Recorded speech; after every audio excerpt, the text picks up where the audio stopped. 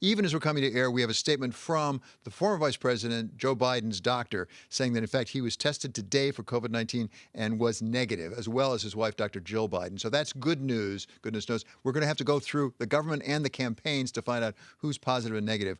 What does all this mean? Yeah, I mean, that's very good news, and we're getting, as you've been reporting, so many, we're hearing from so many people who are thankfully negative, including the vice president, former vice president, and the current vice president. For the campaign, I think that's the big question. It looks like the campaign is, at least at this point, on hold to a certain extent. The president has had to, as you've been reporting, cancel events that were coming forward. I don't know about events that were for, some time out on the calendar. If he's feeling well enough, would he do them, and would people be willing to go to them? I mean, those are big ifs. Would other people step in his wake? The vice president, who thankfully has tested negative, or other people on the campaign, some surrogates, for instance. And then, of course, there's the question of the next two debates coming up. Will those go forward? They're, about 2 weeks away at this point. So it's really a campaign on hold, and a lot of big questions about how you move forward 30 days out of an election when you've now got a president who has tested positive and, at least we understand, has mild symptoms. Yeah, and of course, we all wish the president well. Whatever we think about politics, one way or the other, I think everybody has to wish the president and the first lady well. At the same time, almost no matter what happens, we have just over a month left to go in this campaign.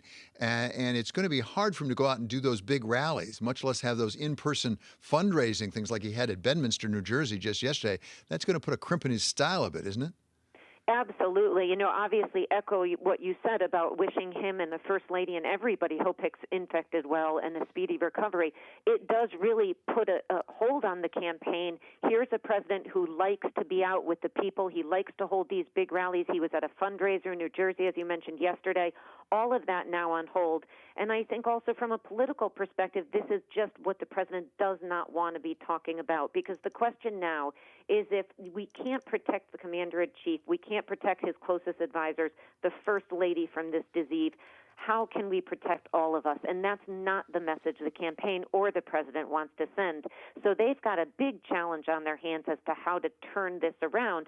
Obviously, most importantly, when the president is recovered and the First Lady and he's able to get back to campaigning. Well, and as you say, Jeanne, the president has been pretty stubbornly behind, something like 7 points nationally, at least, in the election. But beyond that, he also seems to have fallen behind on the fundraising side. That's part of, I think, why he went to Bedminster yesterday. In fact, and he was hoping, as I understand it, to get some big donations and some of those person-to-person, face-to-face sort of greetings. Does this really put a lot of trouble into his funding?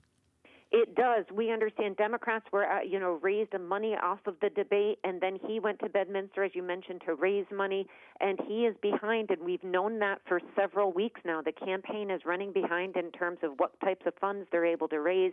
And without the president, who is the person that they want to give to, they want to see when they go to those campaign fundraisers, you wonder how they can continue to raise at this point.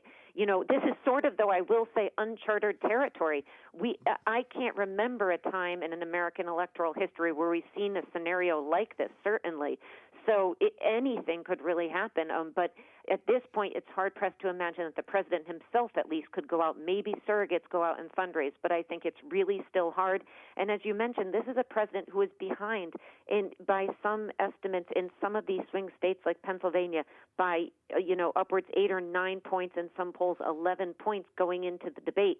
He needs to close that gap. That's going to take a lot of effort, a lot of time, and a lot of money. And now he is not feeling well, and he's quarantined. And it's not all that easy, I would think, from the Biden side of it either. I mean, how does the former Vice President Biden react to this? We've already seen him tweet out this morning wishing the president and the First Lady all good wishes and saying that they're being his prayers. But what does he do? Does he suspend campaigning? Has that been done before? I don't remember a time it's been done before, and we just understood that the vice president's campaign was just considering allowing for more canvassing door to door in some of these swing states, and I don't know if they're going to back off of that at this point now, because he and the campaign, I think, have been more reluctant than the president's campaign, certainly, to campaign in traditional face-to-face ways.